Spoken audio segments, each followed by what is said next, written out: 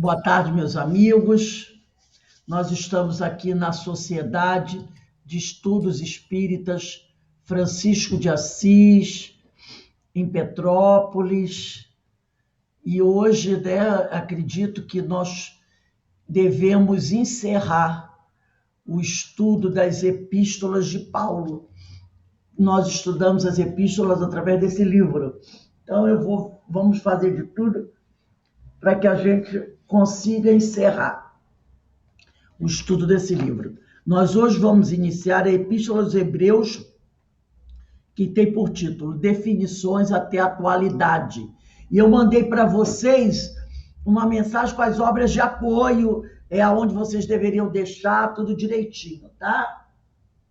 Porque nós vamos usar essas obras que eu mandei para vocês na mensagem do WhatsApp, para a gente poder agilizar e encerrar, podermos fazer a leitura mais rápido.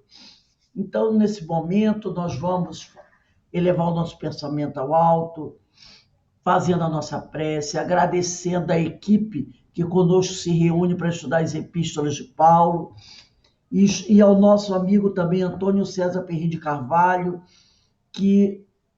ao qual tivemos a oportunidade de estudar esse livro tão bom, onde ele nos acompanhou, ele nos direcionou para o estudo dos ensinos de Paulo, e isso nos deixa muito felizes, porque aprendemos muito com esse nosso amigo Antônio César. Então, agradecemos a ele, agradecemos a equipe espiritual que nos acompanhou todos esses meses, durante o qual nós estudamos essa obra. E hoje devemos concluí-la com o estudo da Epístola aos Hebreus.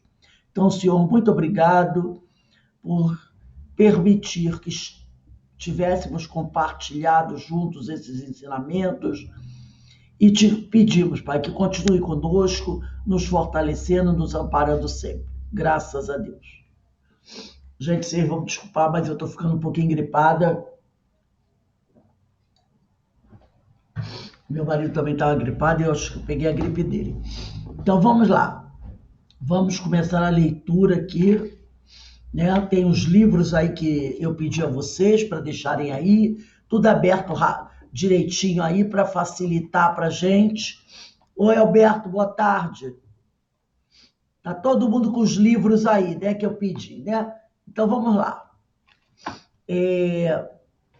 Aqui, quando a gente inicia, nós vamos iniciar da página 145. Desculpe, minto, não é 145 não, que o livro fechou. Na página 169, 169, capítulo 17, Epístola aos Hebreus, definições até a atualidade. Então, Antônio César Perry de Carvalho diz assim: a Epístola aos Hebreus teria sido redigida em Roma entre os anos 62 e 64 depois de Cristo. Há discussões sobre a autoria, se seria o último texto de Paulo. Então, alguns estudiosos dizem que não foi Paulo que escreveu, que foi outro discípulo que escreveu. Uns dizem que foi Apolo, outros dizem que foi Timóteo. Mas a grande maioria e a espiritualidade confirma a autoria como sendo de Paulo de Tarso. Nos últimos anos de sua existência, período em que estava em Roma, usufruindo das vantagens da custódia libera, aguardando a decisão do imperador romano, Paulo manteve intensas atividades entre os cristãos, e Emanuel registra a elaboração de uma epístola. Esse custódia libera tem lá no livro Paulo e Estevão, que quando Paulo foi condenado à prisão domiciliar, vamos dizer assim, os amigos alugaram uma casinha muito, na realidade não era uma casinha, né? Era um cômodo, né? Onde eles iriam ficar. Paulo, Timóteo, Lucas, para que Paulo ali pudesse receber os amigos. Então, Paulo vira-se para os discípulos que estavam com ele e diz assim: cada um de vocês deve buscar um emprego, para não ficar pesado a ninguém. Quanto a mim, eu vou fazer o seguinte: como eu estou numa prisão domiciliar, é do meu direito, todos os dias, na hora do almoço e da janta, ir à prisão e lá fazer a refeição. Porque o preso, mesmo em prisão domiciliar, tinha direito a se alimentar do que era servido da prisão. Aí ele falou: já que eu estou preso mesmo, é meu direito, eu vou lá. Então não vai ter custo para a minha alimentação. Na hora do almoço eu vou lá, faço a refeição da prisão, depois eu volto. E na hora da janta também. E aí eu aproveito aí da prisão para evangelizar os presos. Então ele fazia isso. É a tal da custódia libera. Ele aproveitava, né, que ele tinha o direito à alimentação como preso, mesmo estando na prisão domiciliar, e ele ia no almoço e da janta na prisão para fazer a refeição. E aproveitava e conversava com os presos. Já os outros discípulos, que não estavam presos, mas faziam companhia a ele pede que eles vão procurar um emprego para poder ter o que comer. Então esse período ele está nessa custódia libera. E Paulo, enquanto isso, ele está aguardando a decisão do imperador romano sobre a situação dele, né? Paulo manteve intensas atividades entre os cristãos e Emanuel registra a elaboração de uma epístola. Essa epístola, esse trecho que está aqui é do livro Paulo e Estevão, está lá no capítulo 9, na segunda parte do capítulo, na segunda parte do livro. Né? Parece que é o penúltimo. É o penúltimo capítulo, é que o livro não está mais aqui. Mas no meu livro é o capítulo 9 da segunda parte. Deixa eu pegar lá, só porque é muito interessante isso. Eu esqueci de trazer o livro. Um minutinho.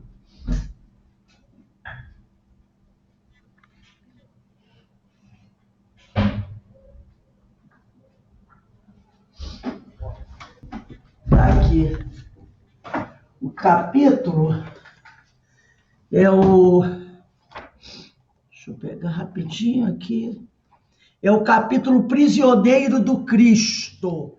O Prisioneiro do Cristo aqui, tá? Então, o Paulo, ele está nessa custódia, né? Tá aqui o parágrafo onde ele fala, ele diz assim, ó. Longe de esmorecer diante dos obstáculos, Paulo continuou redigindo epístolas consoladoras e sábias às comunidades distantes. No segundo dia de sua nova instalação, recomendou aos 3 companheiros procurassem trabalho para não serem pesados aos irmãos, explicando que ele, Paulo, viveria do pão dos encarcerados, como era justo, até que César pudesse atender o seu apelo. Então, ele pede, os amigos que estão com ele Lucas, Aristarco e Timóteo.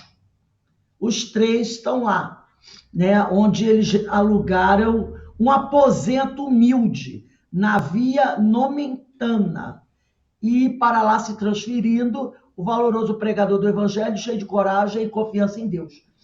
Então, eles estão juntos, ele vai ser alimentado do pão lá da prisão e os amigos vão buscar a sua alimentação. E aqui o Paulo César, o Antônio César, ele traz um trecho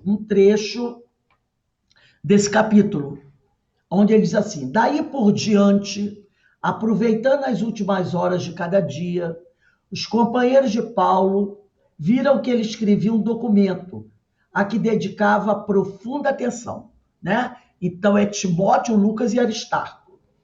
Às vezes era visto a escrever com lágrimas, como se desejasse fazer da mensagem um depósito de santas inspirações.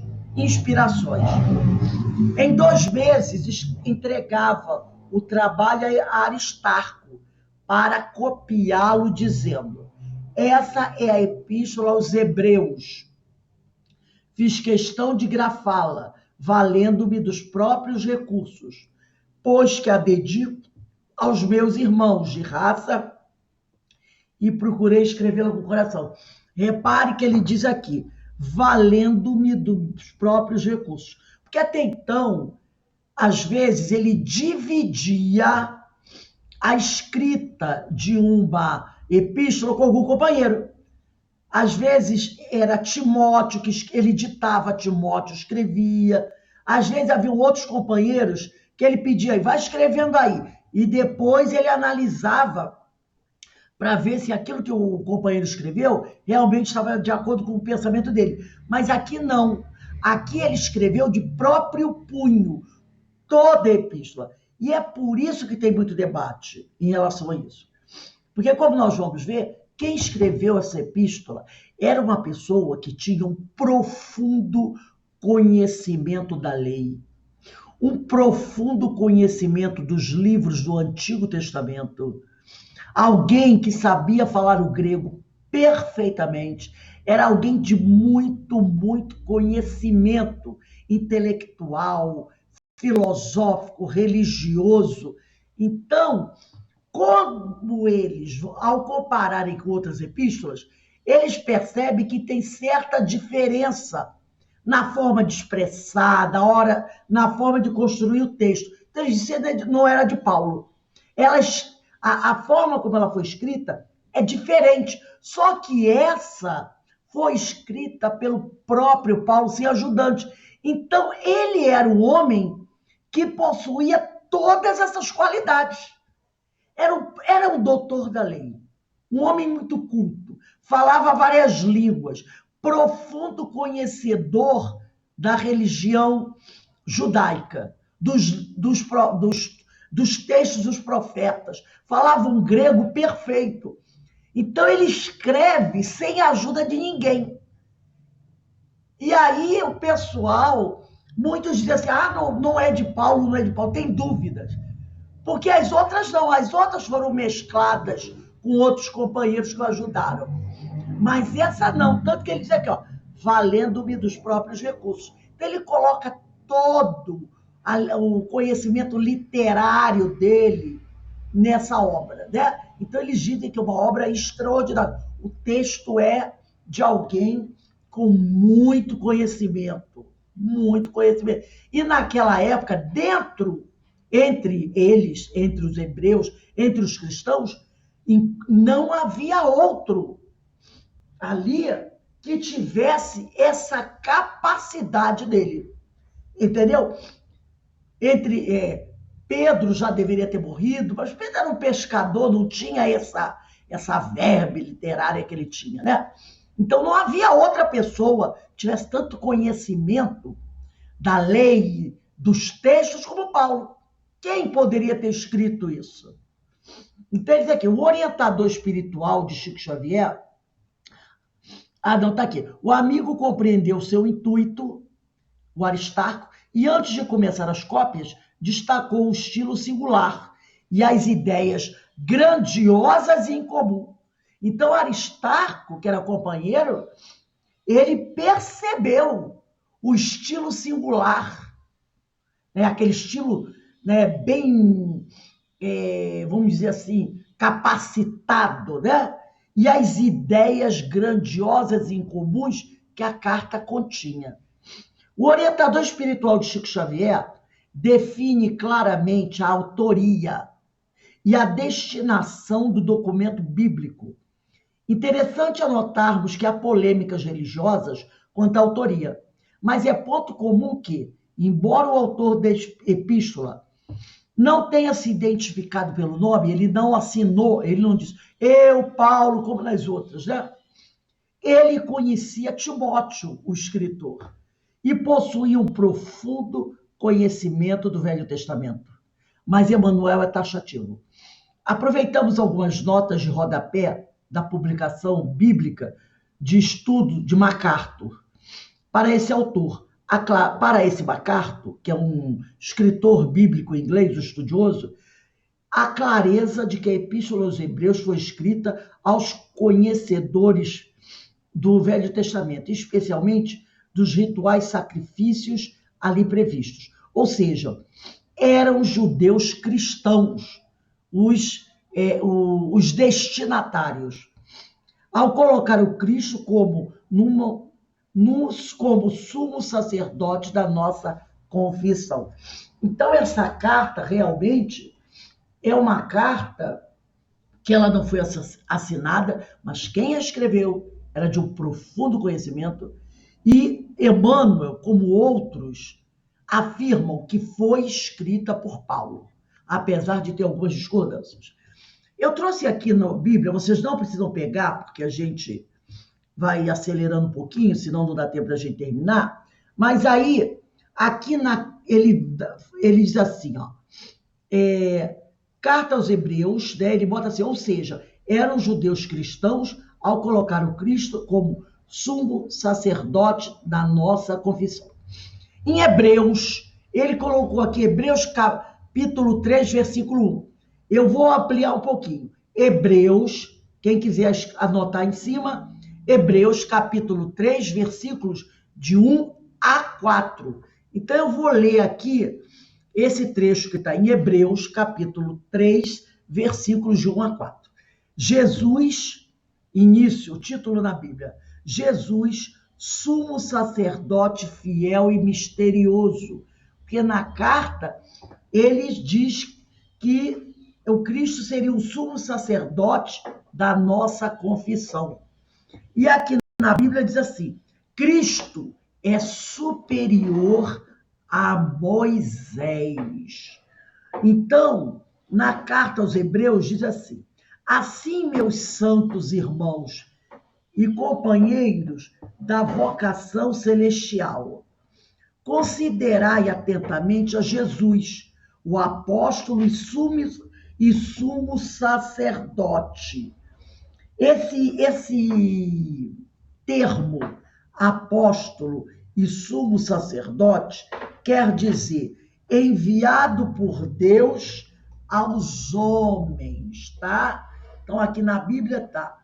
Assim, meus santos irmãos e companheiros da vocação celestial, considerai atentamente a Jesus, o apóstolo e sumo sacerdote da nossa profissão de fé. Quer dizer, enviado por Deus aos homens. E aí ele continua assim. É fiel a quem o constituiu. Jesus é fiel a quem o constituiu. Como também o foi Moisés em toda a sua casa. Ele foi, de fato, considerado digno de maior honra do que Moisés. Então, Jesus foi considerado digno e com mais honra do que Moisés. Pois o arquiteto tem maior honra do que a própria casa. Depois ele vai dizer aqui, toda casa, com efeito, tem o seu arquiteto. É verdade. Mas o arquiteto de tudo é Deus. E que casa é essa? Esta casa somos nós. A casa somos nós, tá? Então ele diz assim, versículo 1, assim, meus santos irmãos e companheiros da vocação celestial, considerai atentamente a Jesus, o apóstolo e sumo sacerdote da nossa profissão de fé. É fiel, Jesus, a quem o constituiu, como também o foi Moisés em toda a sua casa. Moisés não tinha os seus seguidores? Todo aquele povo daquela época era Moisés e a sua casa. Moisés e os seus seguidores. Aquele povo hebreu daquela época. Eles eram a casa de Moisés, tá? Ele, Jesus, foi de fato considerado digno de maior honra do que Moisés. Pois o arquiteto tem maior honra do que a própria casa. Então, Jesus, ele não está, o Moisés estaria no nível da casa. Jesus está acima da casa, tá? E depois ele diz aqui, na verdade, toda a casa com efeito, toda a humanidade, né? Todos os espíritos que existem, todas as... Aí ele diz que desculpa, toda casa com efeito tem o seu arquiteto, mas o arquiteto de tudo é Deus. Então, Deus é o arquiteto de todo o universo, né? Porque foi ele que criou tudo. Agora, Jesus é um arquiteto maior do que Moisés.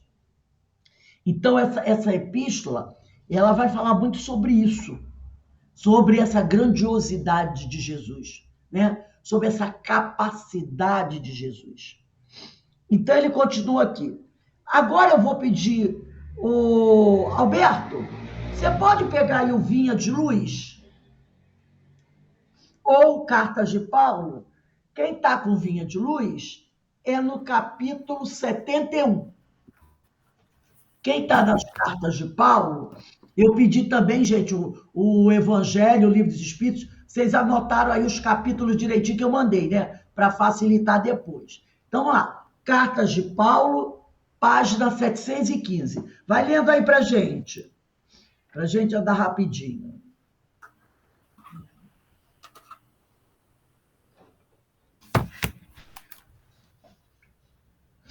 Vinha de Luz, 71. 71. Cartas de Paulo, 715. Em nosso trabalho, toda casa, com efeito, tem o seu arquiteto, mas o arquiteto de tudo é Deus. Hebreus, capítulo 3, versículo 4. O Supremo Senhor criou o universo. Entretanto, cada criatura organiza o seu mundo particular. O arquiteto divino é o possuidor de todas as edificações. Todavia, cada espírito constrói a habitação que lhe é própria. O doador dos infinitos bens espalha valores ilimitados na criação.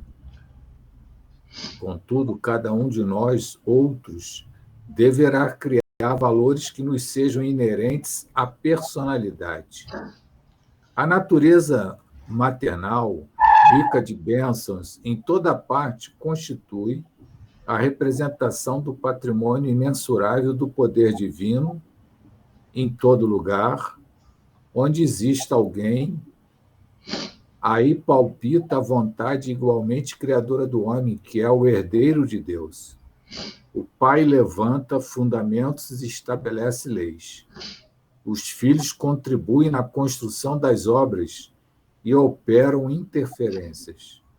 É compreensível, portanto, que empenhemos todo o cuidado em nosso esforço individualista nas edificações do mundo, convictos de que responderemos pela nossa atuação pessoal em todos os quadros da vida.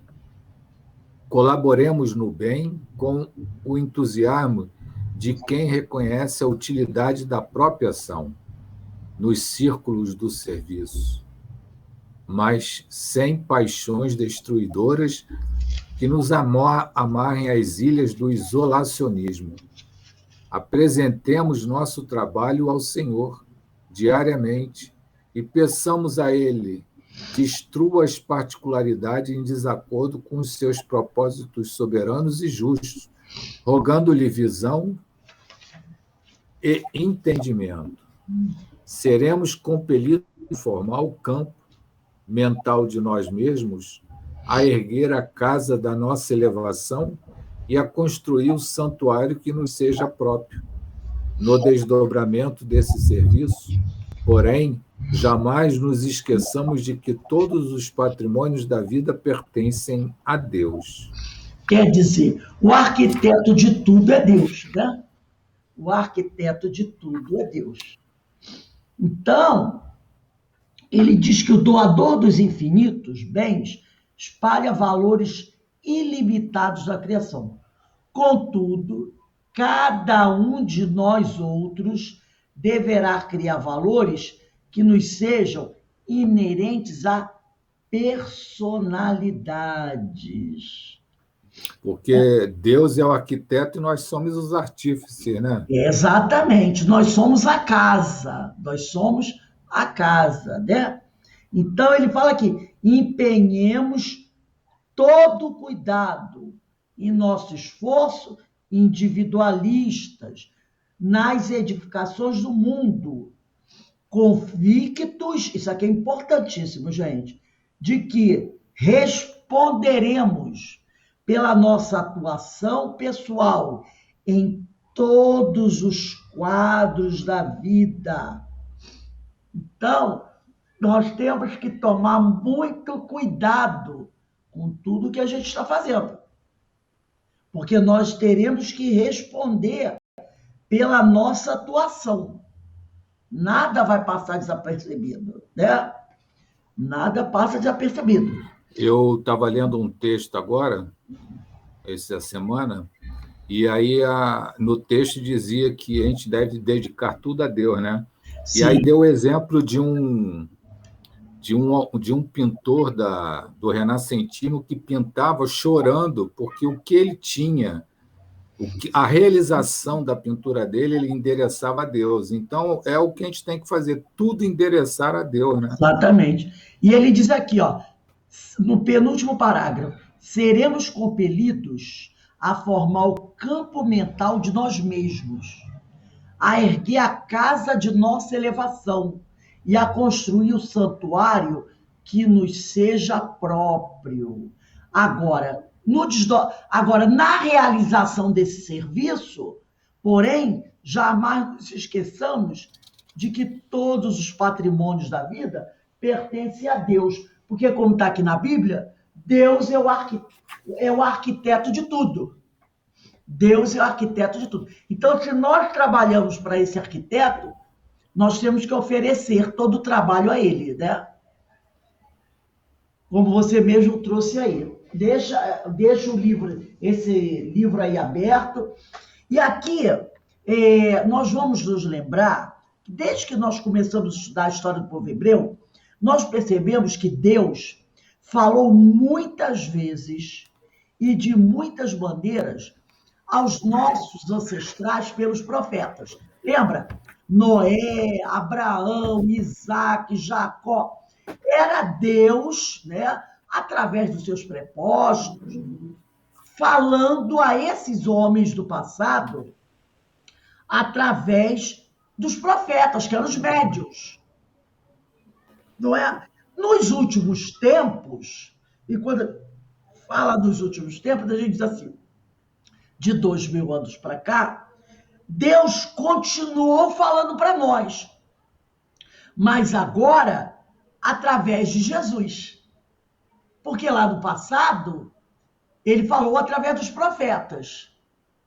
E nos últimos tempos, ele falou para nós através de Jesus, que é o tipo mais perfeito que Deus tem oferecido à humanidade. Isso está lá na questão 625 de O Livro dos Espíritos, não é? Jesus, ele é o verbo, a palavra, né? Porque o verbo, a palavra, em grego quer dizer logos. Jesus é o verbo, é a palavra. Palavra essa que revela a Deus aos homens. Isto é, Jesus tem a missão de transmitir os ensinos, as orientações de Deus para toda a humanidade. Ele tinha essa obrigação enquanto estava encarnado, tá? Aí eu vou pegar aqui o Evangelho de João para a gente ver como essa era a missão de Jesus, né? Era a missão de Jesus, transmitir para os homens os ensinos do Senhor. Aí lá em João, deixa eu pegar aqui, João, no capítulo 7, versículos 14 até 16, nós vamos verificar como Jesus, como ele é o verbo, né? É aquele que traz a palavra aos homens, tá? Os ensinos de Deus para a humanidade. Então aqui João coloca, né? Provando como Jesus era esse emissário divino, enquanto estava aqui encarnado. Tá lá, João capítulo 7, versículo 14. Jesus estava numa festa com os amigos, a festa das tendas. E aí, de repente, quando a festa estava pelo meio, no versículo 14, Jesus subiu ao templo e começou a ensinar. Admiravam-se então os judeus, dizendo: como entende ele de letras sem ter estudado? Olha como o pessoal reparava as coisas, como eles conheciam a história de Jesus.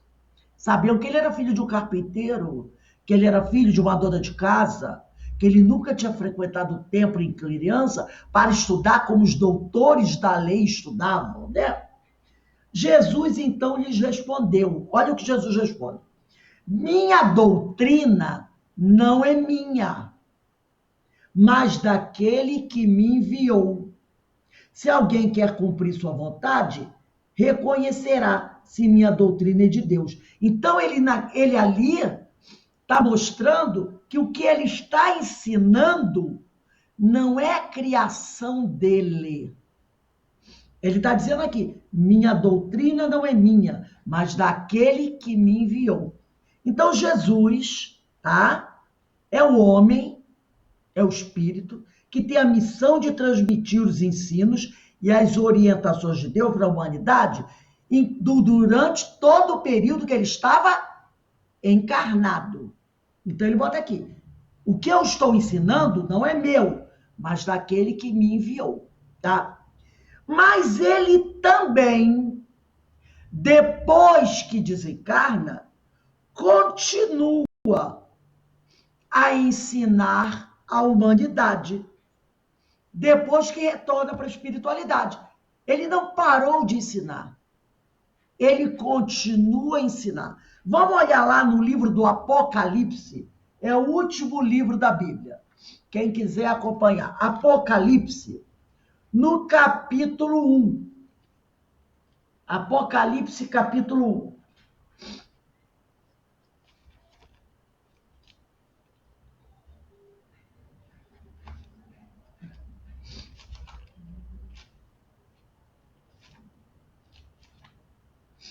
Lá no Apocalipse, capítulo 1, versículos 1 e 2, que é o último livro, diz assim: revelação de Jesus Cristo. Deus lhe concedeu para que mostrasse aos seus servos as coisas que devem acontecer muito em breve. Ele a manifestou com sinais por meio de seu anjo, de seu enviado, ao seu servo João, o qual atesta tudo quanto viu, porque quando João entra no êxtase, ele não só ouve, mas ele também vê tudo que está naquelas cenas, né, narradas. Entende? O qual atesta tudo quanto viu, como sendo a palavra de Deus e o testemunho de Jesus Cristo. Então, Jesus faz uma revelação, tá? E pede para um amigo espiritual mostrar aos seus servos, a João, né, para mostrar as coisas que devem acontecer muito em breve. Então, João, ele tem um êxtase e ele vê as coisas que estão para acontecer, tá? Então, tá aqui, revelação de Jesus Cristo. Deus lhe concedeu para que ele mostrasse aos seus servos as coisas que devem acontecer muito em breve. Ele manifestou essa revelação que ele recebeu de Deus, né, para João. João Evangelista. E o João confirma isso, que ele viu a palavra de Deus sendo testemunhada pelo Cristo para toda a humanidade. E aí ele vai descrever tudo que ele viu. Então isso aqui vem mostrar o quê? Que Jesus, depois que desencarnou, ele continuou esse trabalho de revelar os ensinos do Senhor para todos nós. Compreende? Denise, pega aí o Cartas de Paulo, na página 721, ou o livro Pão Nosso, no capítulo 16. Lê pra gente aí. É Pão Nosso, capítulo 16, Aqui, ou Cartas de Paulo, 721. a quem obedece. Perfeito. Está ouvindo, Rose? Estou. Está me ouvindo? Estou. É que aqui eu, tá, porque aqui eu não consigo. Equipamento aprovado. Elevado.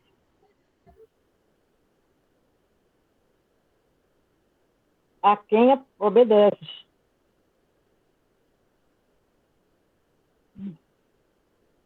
E levado à perfeição, se tornou para todos os que lhe obedecem princípio de salvação eterna. Hebreus, capítulo 5, versículo 9. A quem obedece. Toda criatura obedece a alguém ou alguma coisa. Ninguém permanece sem objetivo.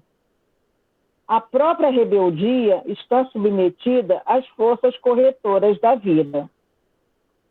O homem obedece a toda hora. Entretanto, se ainda não pôde definir a própria submissão por virtude construtiva, é que não raro atende, antes de tudo, aos impulsos baixos da natureza, resistindo ao serviço de autoelevação. Quase sempre transforma a obediência que o salva em escravidão que o condena. O Senhor estabeleceu as gradações do caminho, instituiu a lei do próprio esforço na aquisição dos supremos valores da vida e determinou que o homem lhe aceitasse os desígnios para ser verdadeiramente livre. Mas a criatura preferiu atender à sua condição de inferioridade e organizou o cativeiro. O discípulo necessita examinar atentamente o campo em que se desenvolve a própria tarefa. A quem obedeces? Acaso atende em primeiro lugar às vaidades humanas ou às opiniões alheias, antes de observares o conselho do Mestre Divino? É justo refletir sempre quanto a isso, porque somente quando atendemos em tudo aos ensinamentos vivos de Jesus é que podemos quebrar a escravidão do mundo em favor da libertação eterna. Realmente, né? Toda criatura obedece a alguém ou alguma coisa. Você está sempre subordinado a alguém. Então, você tem que escolher quem é que você vai obedecer. Você precisa fazer essa escolha, né? Porque quando a gente não obedece à lei natural, a gente acaba ficando preso àquele objetivo que você buscou e não era o correto, não era o melhor para você, né? Muito bom que ele faz a gente refletir, né? A quem obedeces? Acaso atendes em primeiro lugar às vaidades humanas ou às opiniões alheias, antes de observares o conselho do Mestre Divino? E a gente tem que realmente refletir. Toda vez que a gente chega numa hora de escolher, né, qual caminho que você vai tomar, você precisa pensar nisso. A quem você vai obedecer. Porque o caminho que a gente obedecer vai atender, né? Ou é o caminho da redenção ou é o caminho da perdição, né? Exatamente. Aumenta só o seu som um pouquinho, Denise, que está um pouquinho abafado. Só aumenta um pouquinho. Então vamos lá, vamos voltar aqui ao livro do Antônio César Pereira. Eis alguns versículos dessa epístola, com transcrição da tradução de João Ferreira de Almeida. Na Epístola aos Hebreus, capítulo 4, versículo 14, diz assim: visto que temos um grande sumo sacerdote, Jesus, Filho de Deus, que penetrou nos céus, retenhamos firmemente a nossa confissão, porque não temos um sumo sacerdote que não possa compadecer-se das nossas fraquezas, porém um que, como nós, em tudo foi tentado, mas sem pecado. Lembra ontem da parábola que nós estudamos? Né? A parábola do bom samaritano, que estava lá em Lucas capítulo 10, versículo 25, quando o doutor da lei disse: mestre, o que devo fazer para obter a vida eterna? Então, nós não temos um sumo sacerdote que não possa compadecer-se das nossas fraquezas. Sim, ele se compadece das nossas fraquezas, mas ele em tudo foi tentado pelos seus adversários, tá? Aqueles que não simpatizavam com ele. Lembra como nós falamos também daquela compensação vibratória?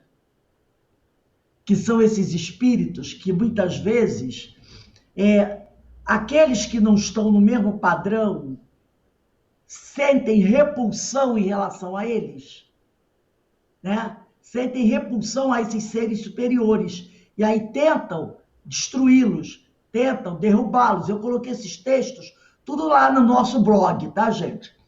São textos muito interessantes. Então, Jesus tinha vários. Ao mesmo tempo que ele tinha muitos que o seguiam, porque se sentiam atraídos pela sua vibração, tinham aqueles que se sentiam afastados, sentiam uma repulsão por causa do choque vibratório. São esses que vão tentá-lo, como esse aqui da parábola do bom samaritano, né? Paulo se preocupou em destacar a superioridade de Jesus Cristo sobre os profetas. E cita, inclusive, Moisés, o grande símbolo do judaísmo.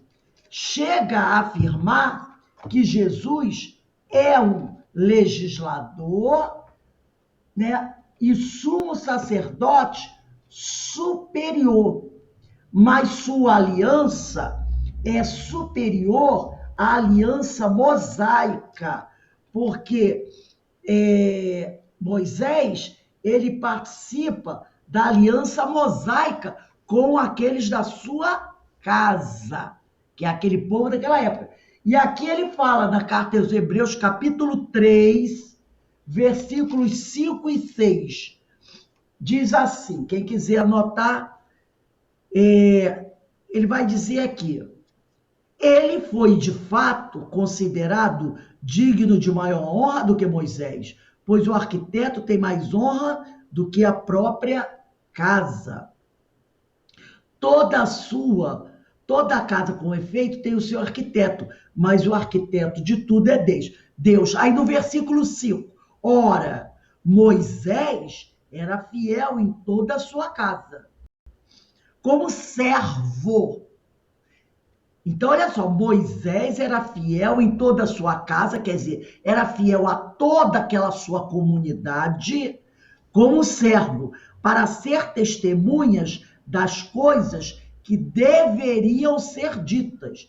Cristo, porém, na qualidade de filho, de espírito enviado por Deus, está lá na questão 625 do Livro dos Espíritos, está acima de sua casa. Jesus está acima de sua casa. Esta casa somos nós, se mantivermos a confiança e o motivo altaneiro da esperança. Moisés era fiel em toda a sua casa como servo, para ser testemunha das coisas que iam ser ditas. Mas Jesus não. Jesus é superior porque na qualidade de filho ele está acima desta casa, tá?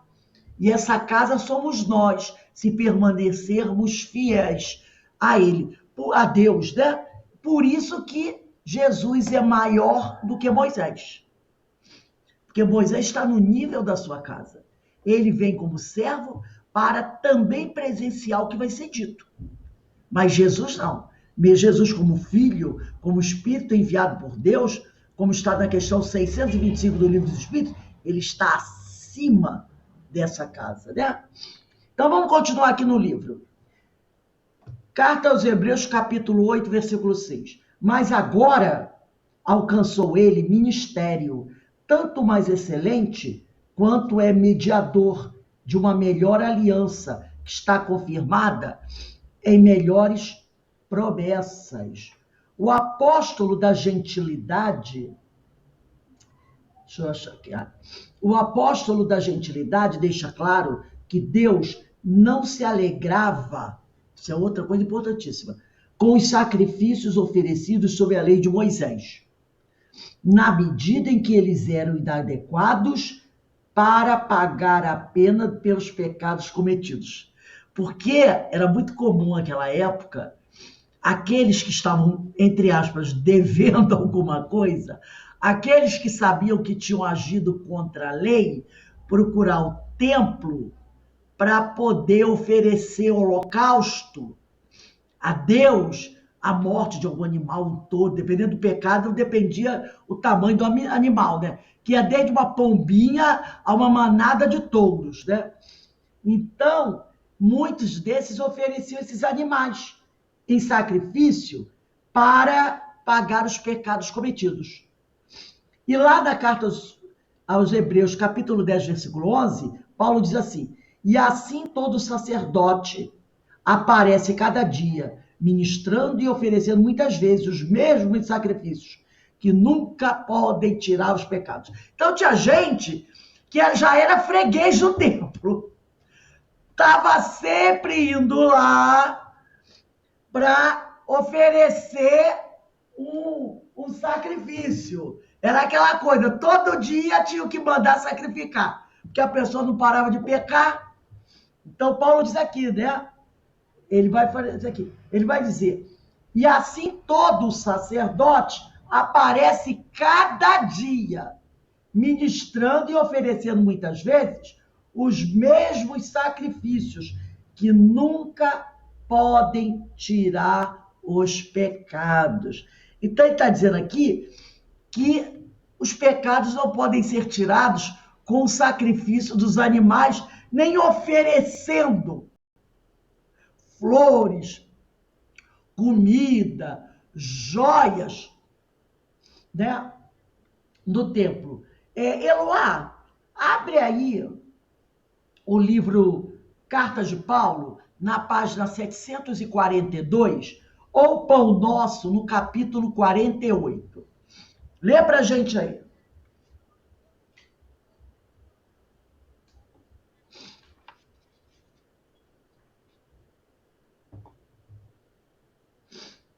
No livro de Paulo, qual é, Rosa? Cartas de Paulo 742, 742. Pão Nosso, capítulo 48. Vamos lá rapidinho, gente, senão não dá tempo. Liga aí o microfone. Compreendamos? Isso. Ok. Assim ela declara, primeiramente, sacrifícios, oferendas, holocausto, sacrifícios pelo pecado. Tu não os quisestes e não te agradaram? Compreendamos. O mundo antigo não conhecia as relações com o Altíssimo, senão por meio de suntuosas oferendas e pesado holocausto. Certos povos primitivos atingiram requintada extravagância religiosa. conduzindo sangue humano nos altares. Tais manifestações infelizes vão se atenuando no cadinho dos séculos. No entanto, ainda hoje se verifica lastimáveis pruridos de cientificidade dos votos dessa natureza. O cristianismo operou completa renovação no entendimento das verdades divinas. Contudo, ainda em suas fileiras costumam surgir absurdas promessas que apenas favorecem a intromissão da ignorância e do vício. A mais elevada concepção de Deus que podemos abrigar no santuário do Espírito é aquela que Jesus nos apresenta em nolo revelando o Pai amoroso e justo, à espera de nossos testemunhos de compreensão e de amor. Na própria costa da terra, qualquer chefe de família consciencioso e reto não deseja aos filhos em constante movimentação de ofertas inúteis, no próprio dia arrefecer-se com a invigilância afetuosa. Se tais iniciativas não agradam aos progenitores humanos, caprichosos e falíveis, como atribuir semelhante falha ao todo misericordioso?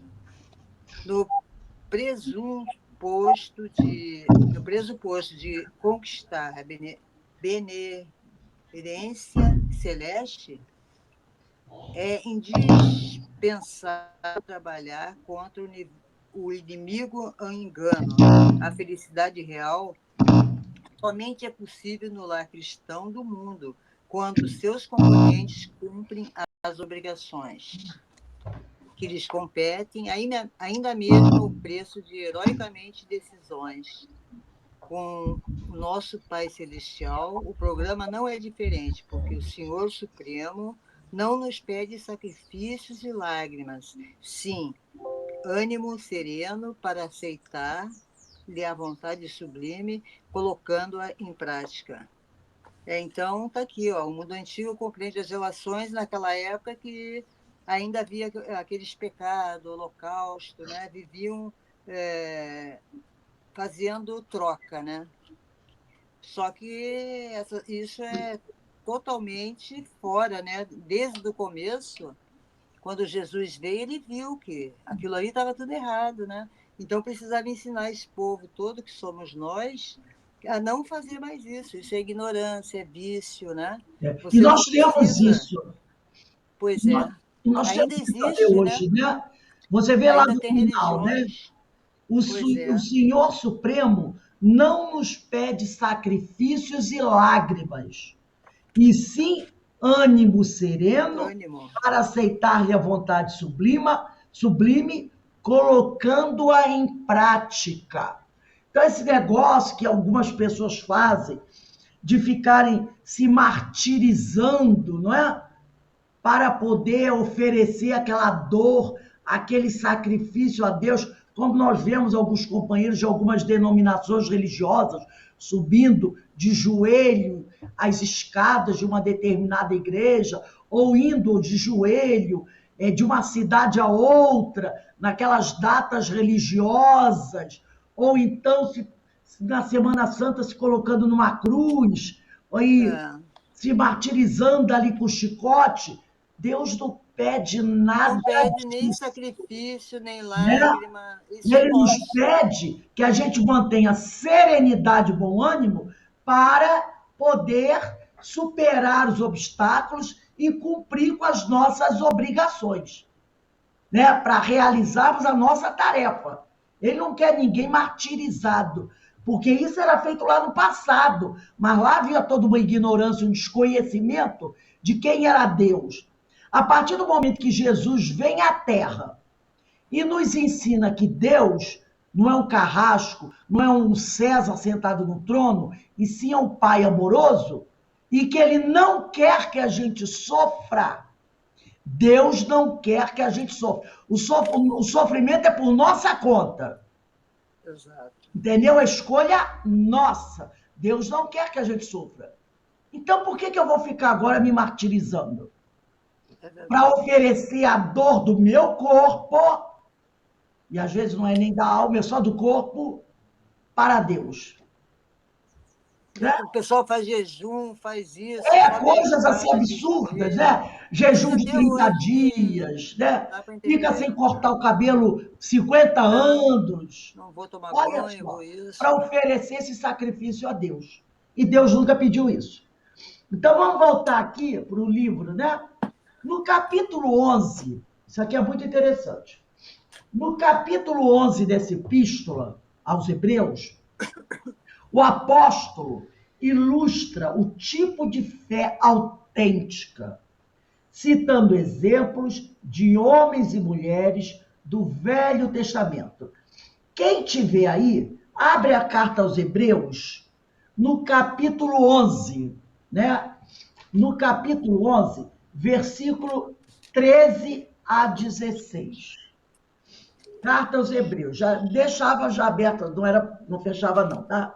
Então ele diz aqui, olha só que interessante, mostrando o tipo de fé que as pessoas tinham lá no passado.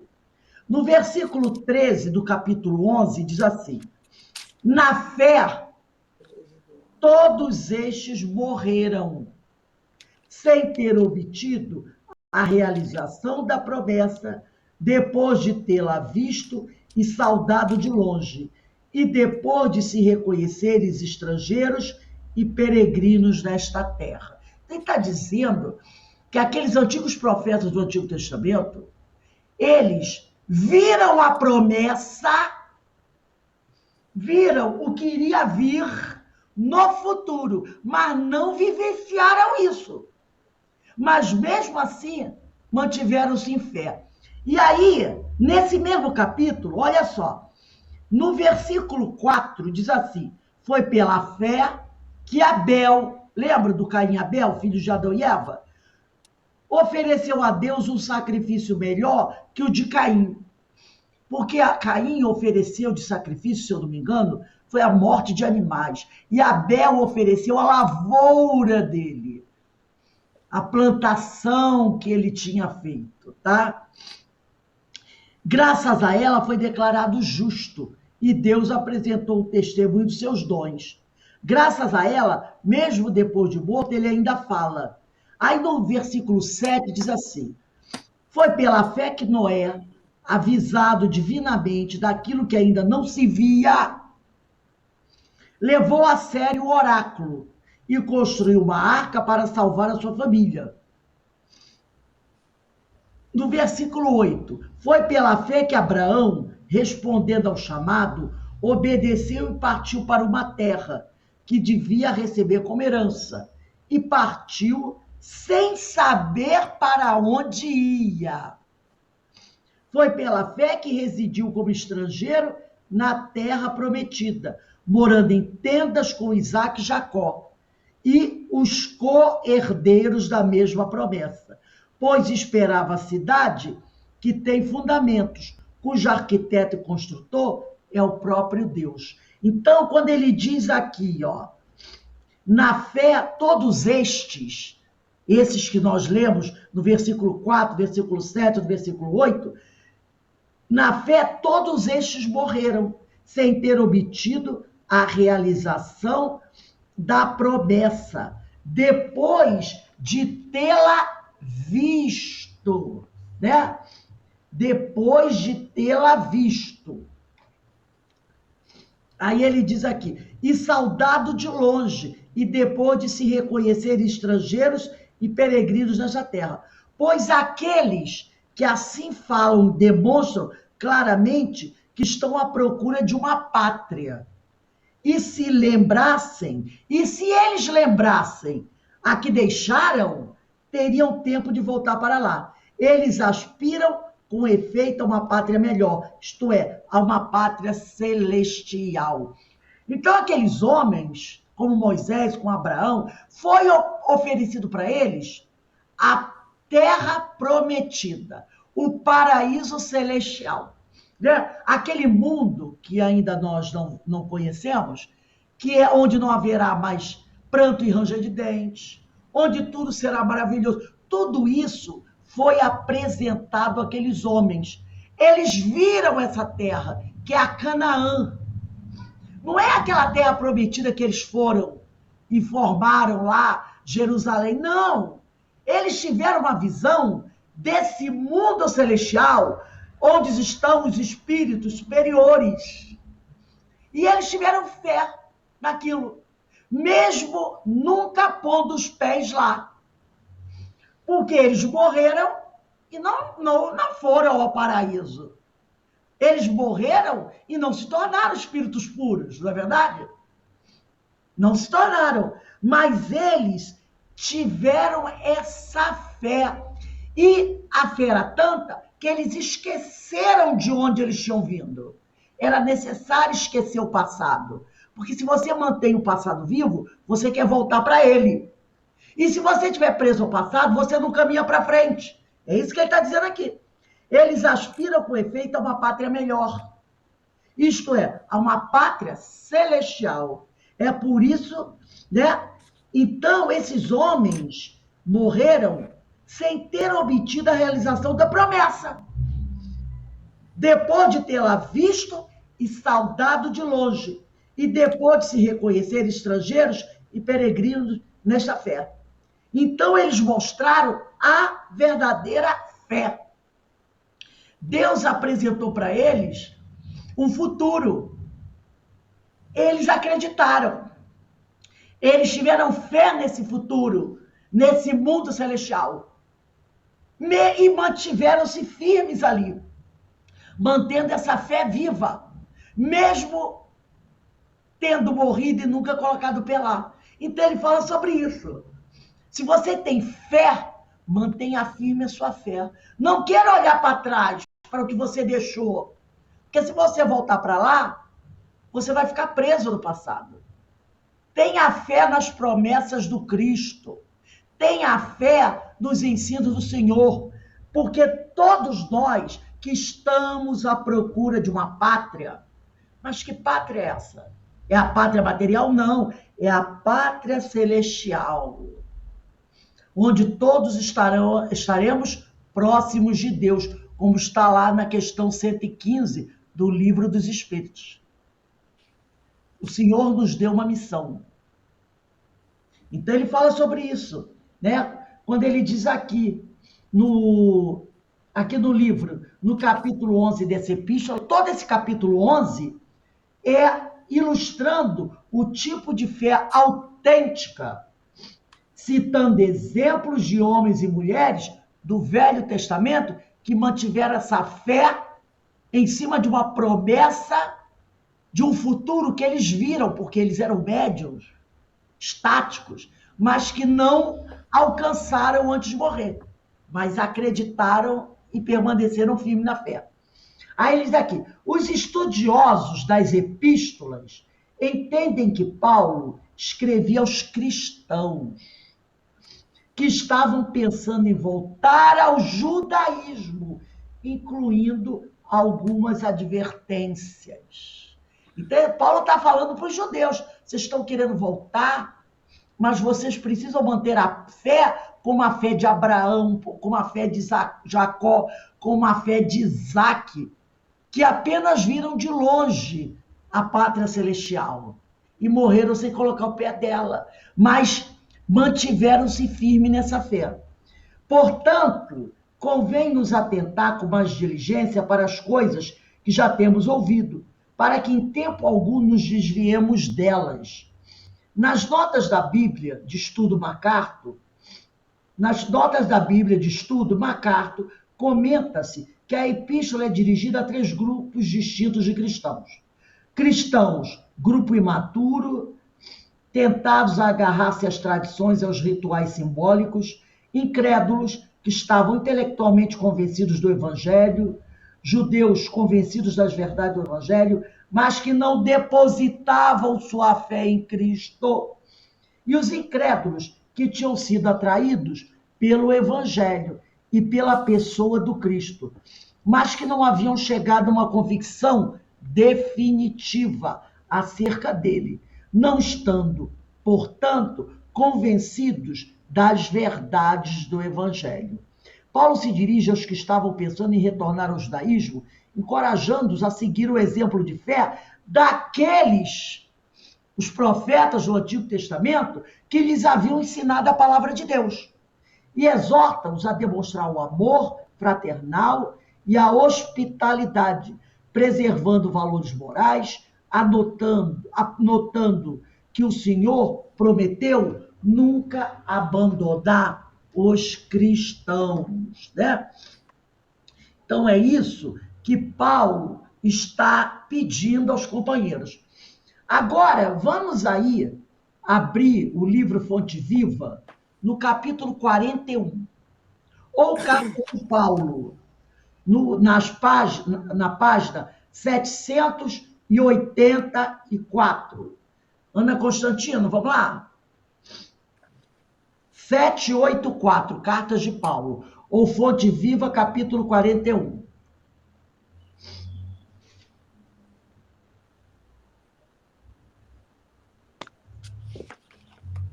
Que o amor ao dinheiro não inspire a vossa conduta.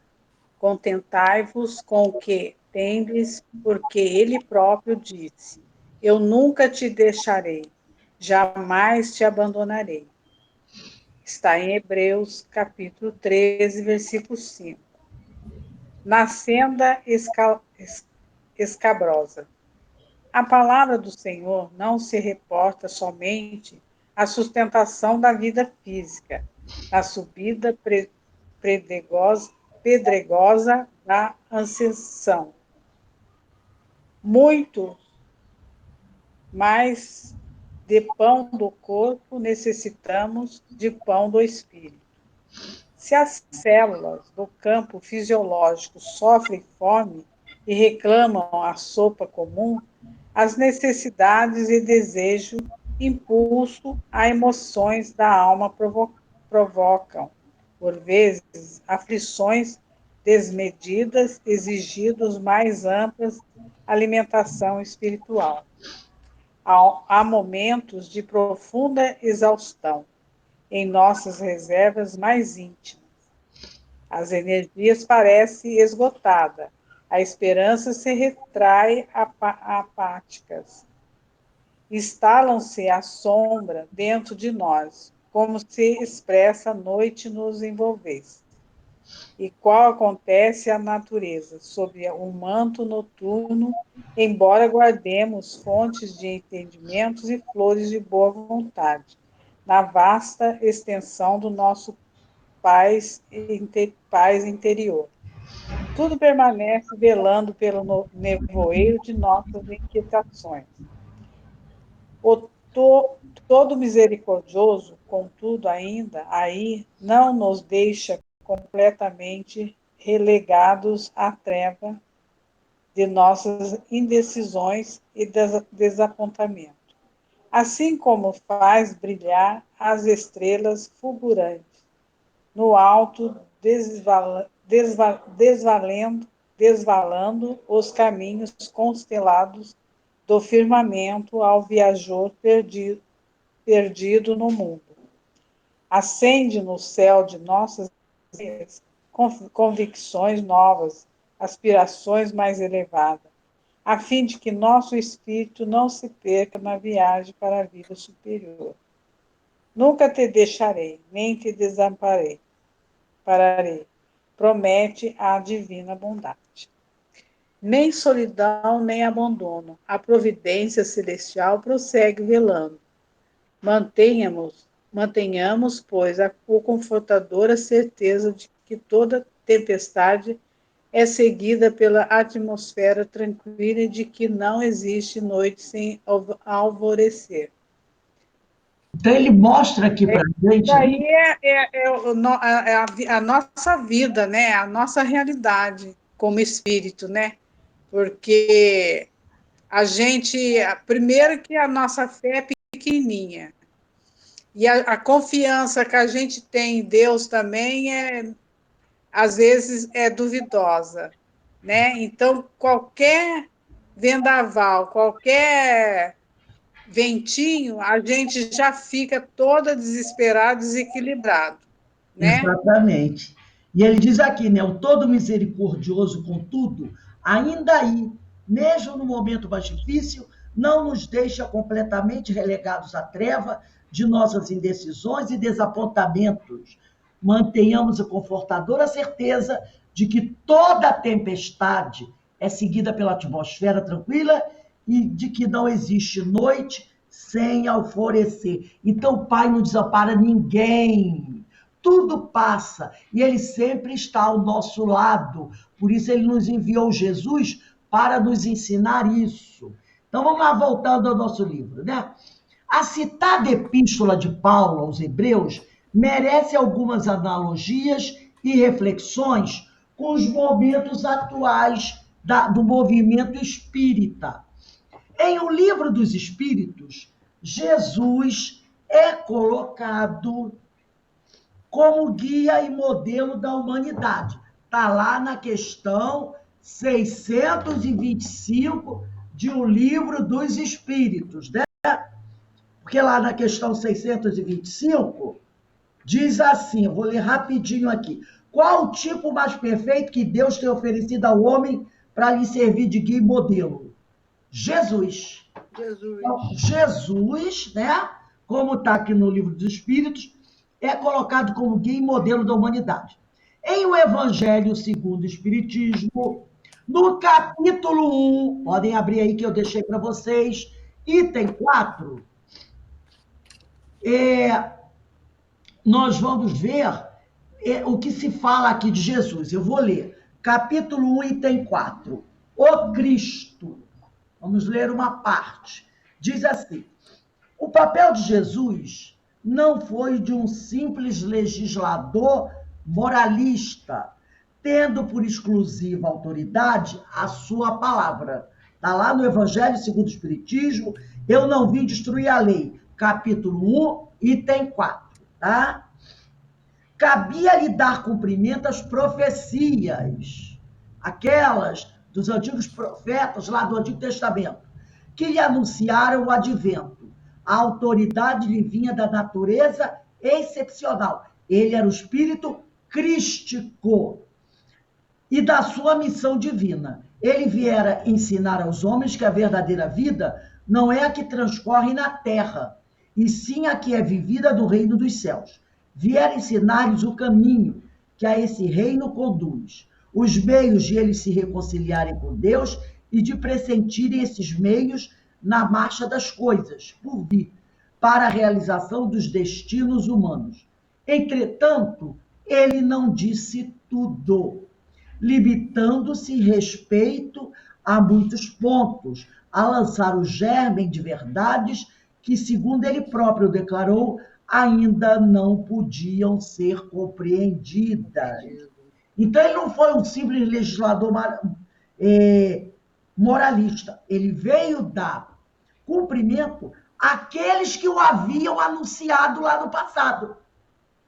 E a autoridade dele qual era? De um legislador moralista? Não.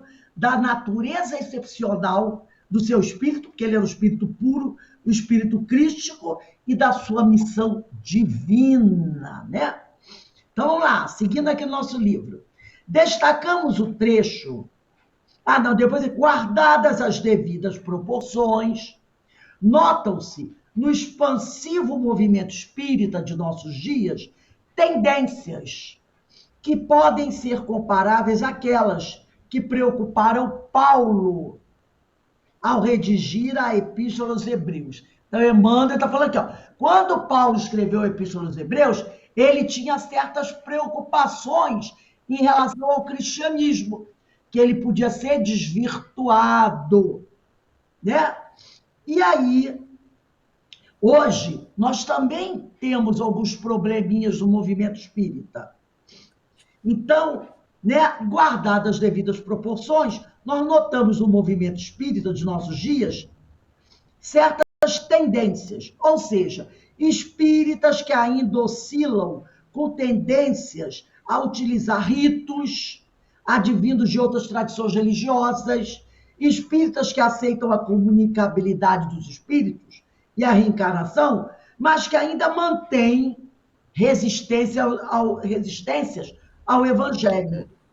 Espíritas que são dependentes ou até fascinado por pessoas, por outros médiuns, e que têm dificuldade em incorporar a mensagem do Evangelho.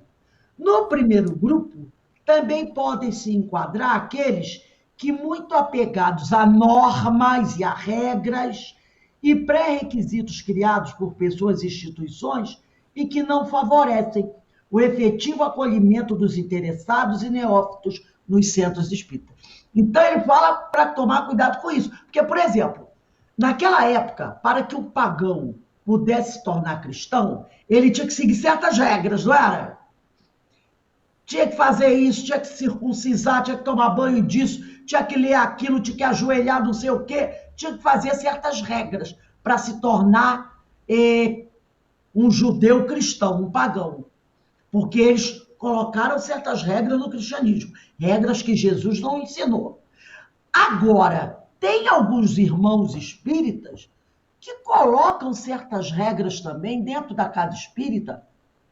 Por quê? Para você se tornar o trabalhador da casa, para você fazer certos trabalhos, você tem que seguir certas regras. E às vezes são regras tão difíceis para aquelas pessoas mais simples seguirem, que não favorecem o efetivo acolhimento dos interessados e neófitos dos centros espíritas.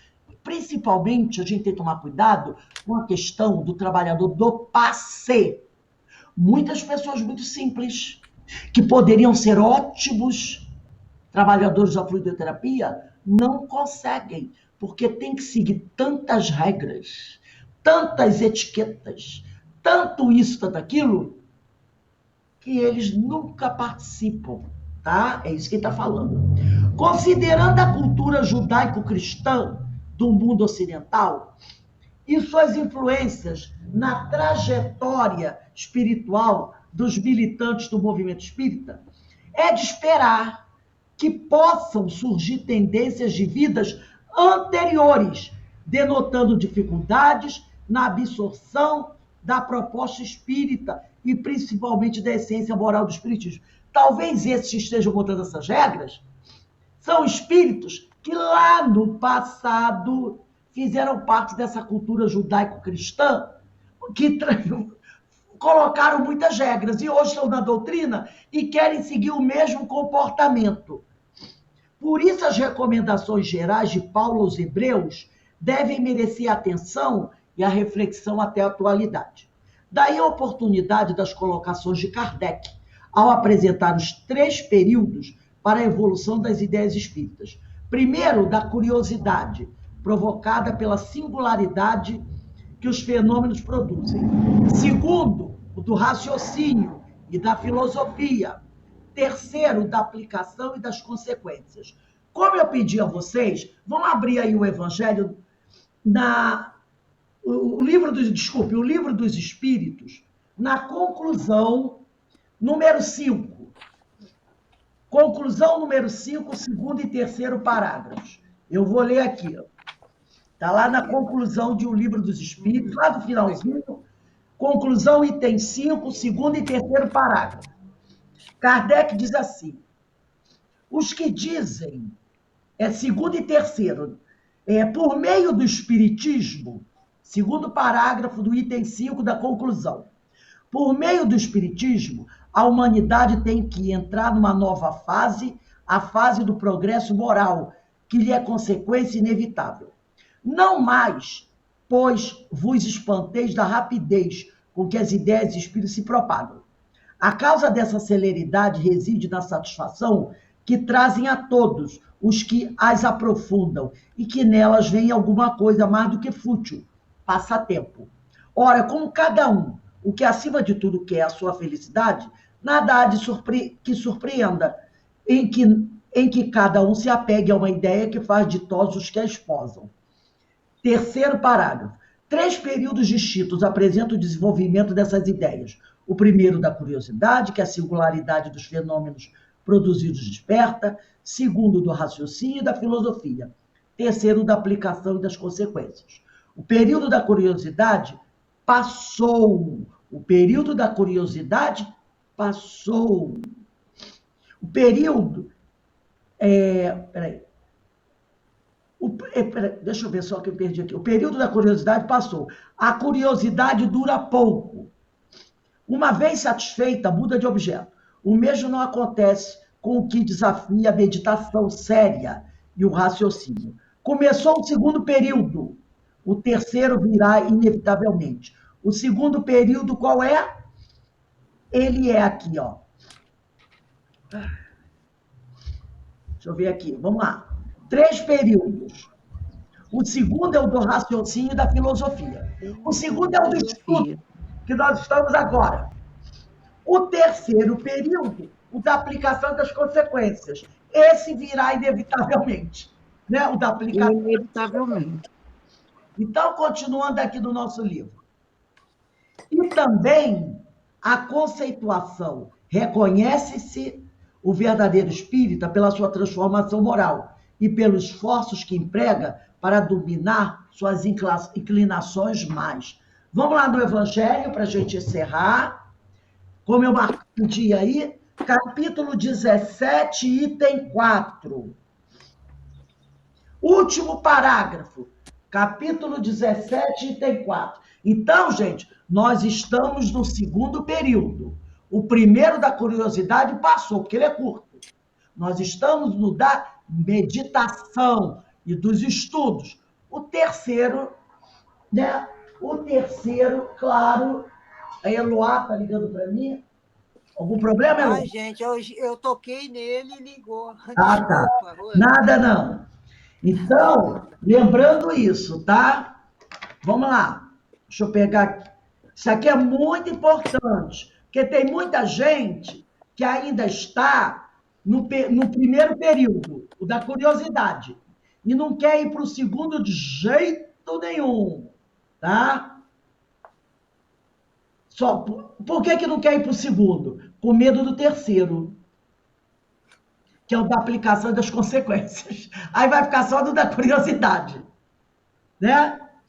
Porque o segundo, que é o da raciocínio e da filosofia, que é o estudo, a pessoa não quer entrar porque não quer ir no terceiro, não quer ir para o terceiro. Porque entrando no segundo, o terceiro é consequência tranquila.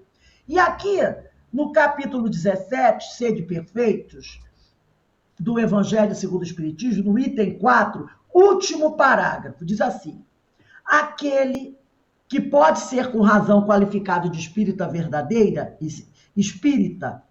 sincero, se acha em grau superior de adiantamento moral. Está muito bem, obrigado, no segundo período. O espírito que nele domina de modo mais completo a matéria, dá-lhe uma percepção mais clara do futuro. Os princípios da doutrina lhe fazem vibrar fibras que nos outros se conservam inertes. No povo do primeiro, da curiosidade. Em suma, é tocado no coração, pelo que inabalável se lhe torna a fé.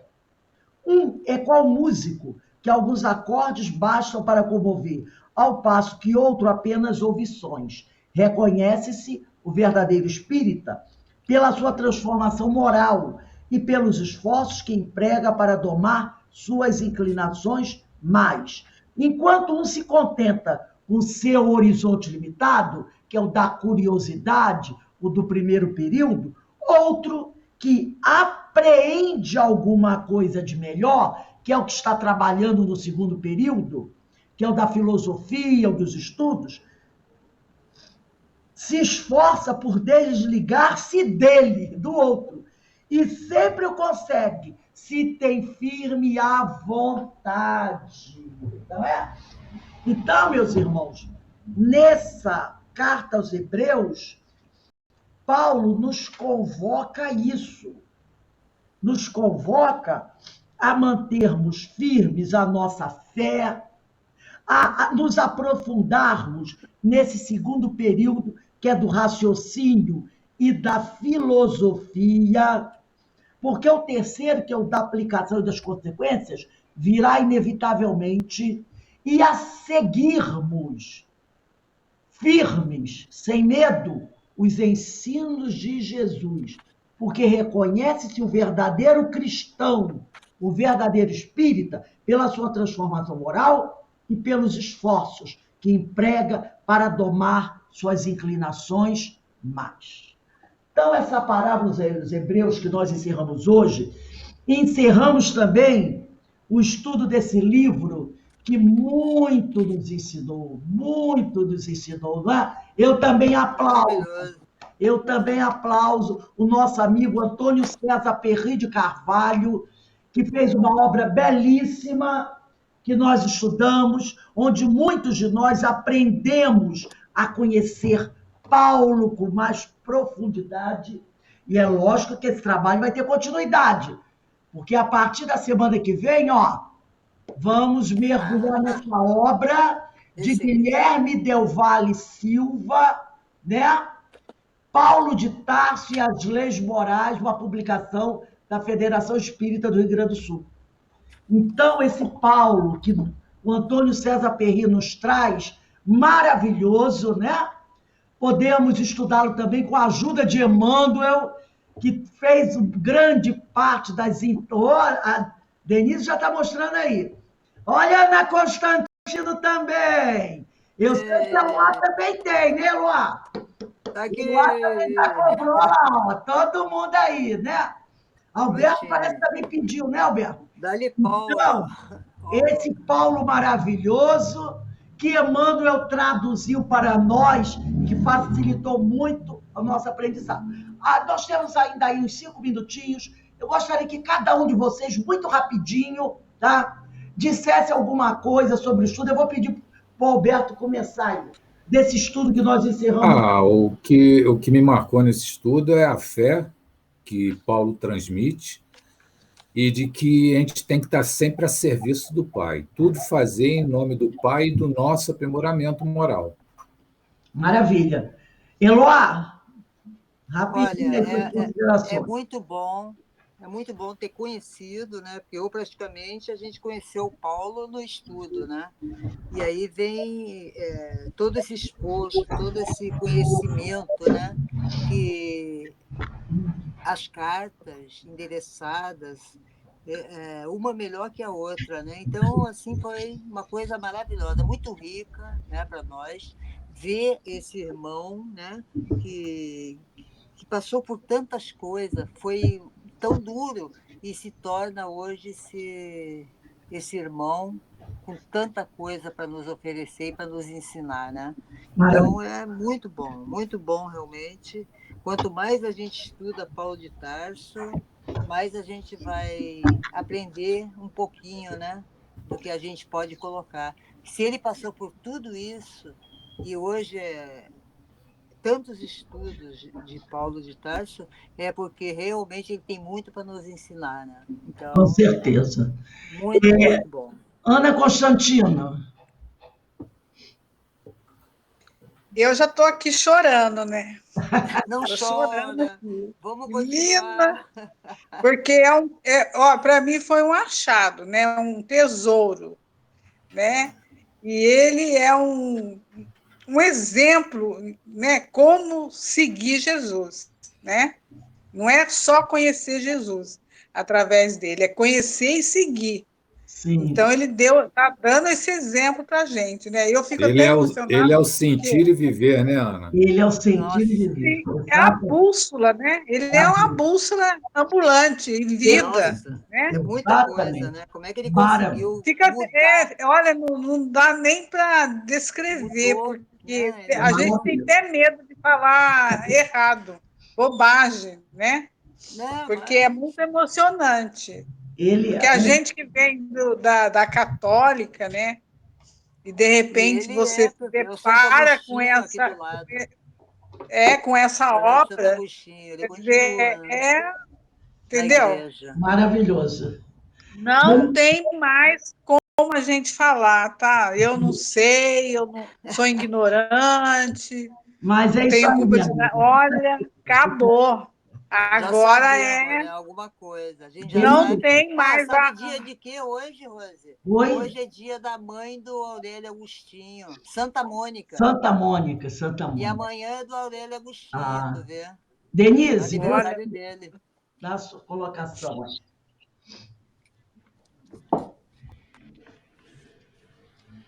Liga seu microfone aí.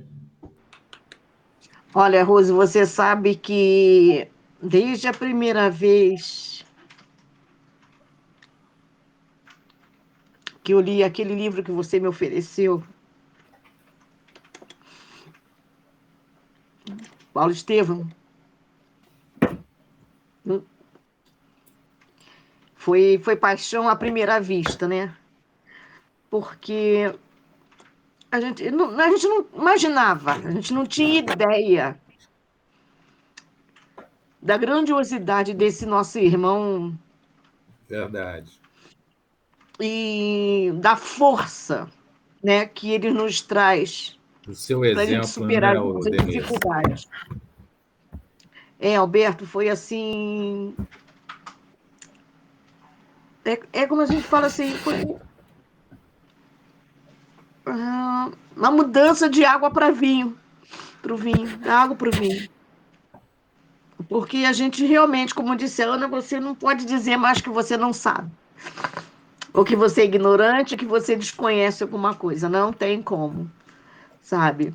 E Paulo é essa força que faz cada vez mais a gente compreenda o Cristo,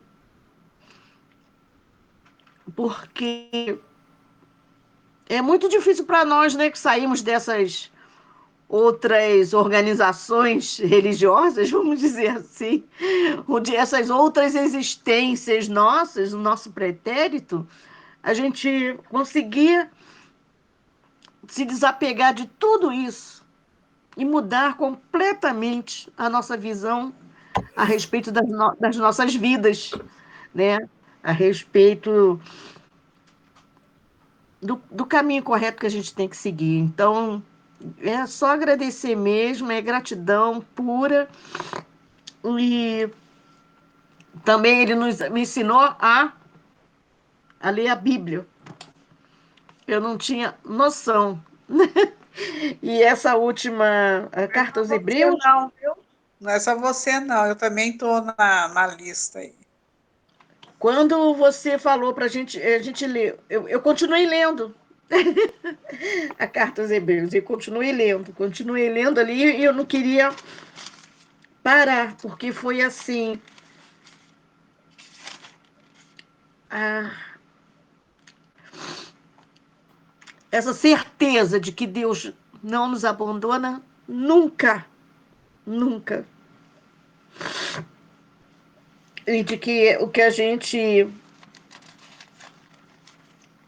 E que Paulo trouxe para a gente é exatamente essa certeza de que a gente agora está no caminho correto. A gente tem mais é que perseverar, né, e procurar atingir esses objetivos que Deus tem para nós. Isso tem para todos nós. Realmente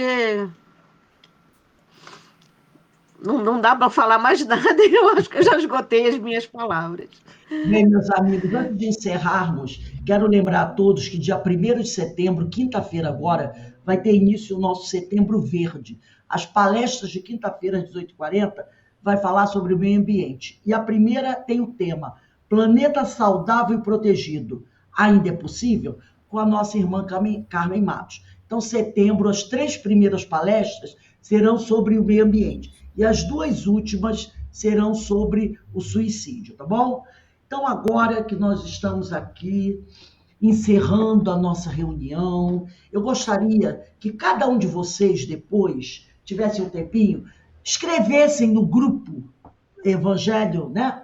Grupo do Evangelho, uma pequena frase falando do quanto esse estudo foi importante para vocês, tá bom? Que cada um depois pegar celular, no Evangelho em Casa, escrevesse alguma coisa sobre esse curso que se encerrou hoje sobre Paulo de Tarso. Gostaria que cada um desse o seu depoimento lá do grupo. Então, nesse momento, vamos todos nós unir o nosso pensamento a Deus e agradecer. Agradecer imensamente ao Senhor que nos permitiu aqui juntos estudarmos essa obra maravilhosa do Antônio César Perry de Carvalho, que nos trouxe um conhecimento sobre as epístolas paulinas, agradecer a Jesus, o nosso mestre, o nosso guia, que inspirou de maneira maravilhosa esse grande paladino do Evangelho, que é Paulo. Agradecer a todos esses espíritos amigos, a Francisco de Assis, a todos eles que, inspirados por Paulo, continuam trabalhando, divulgando esse Evangelho, mas agradecer a Paulo. Agradecer a Paulo pela sua coragem, pela sua intrepidez, pela sua força, pela sua fé inabalável, que nos contagia e que ele possa nos inspirar para que nós também um dia possamos ser vasos escolhidos pelo Senhor para divulgar os seus ensinamentos em qualquer parte desse universo, fortalecidos por essa fé inabalável que Paulo possuía. Obrigado, Paulo de Tarso. O seu trabalho é imortal. E que você possa, onde quer que esteja, nesse universo, nesse momento, enviar para nós um pequeno facho da tua luz, para que essa luz nos ilumine o caminho, para que nenhum de nós possa se desviar novamente, para que a gente caminhe sempre olhando para frente, mas de braços estendidos para socorrer aqueles que necessitam de amparo. Que a tua luz, meu amigo evangelista, você que foi um digno discípulo e apóstolo de Jesus, possa nos envolver sempre e que Deus continue a te abençoar, porque eu sei que o seu trabalho tem continuidade e todos nós precisamos muito da sua força, da sua coragem, do seu amor. Obrigado, Senhor.